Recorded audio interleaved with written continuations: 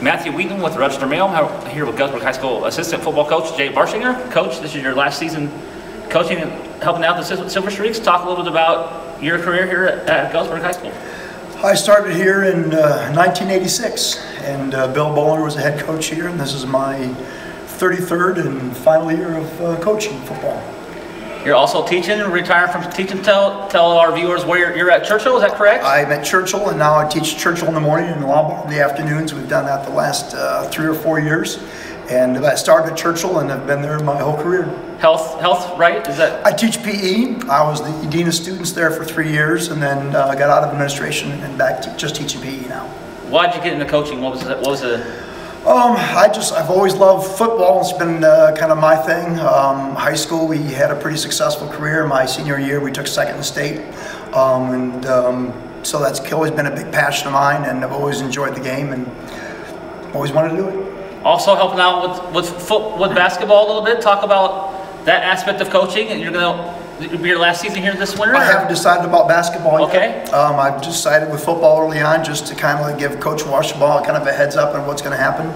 Like I said, I was the dean of students at Churchill, and when I gave that up and came back into teaching, I kept football during the administrative time, but gave everything else up.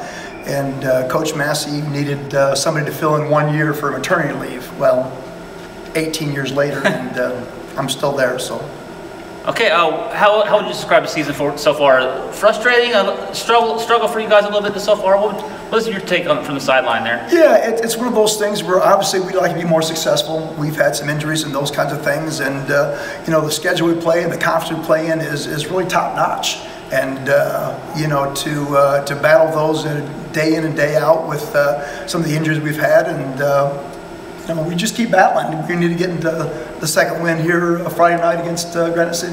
What's your take on Granite City? They obviously need to win to be playoff eligible there. Same for Almond last week, and how are we feeling about playing them Friday? Yeah, I mean, they had a great win against Mater D 2 weeks ago. They've struggled against some other guys and beat some other people, so they're kind of up and down. Their quarterback's really good, very athletic, gets some D1 looks.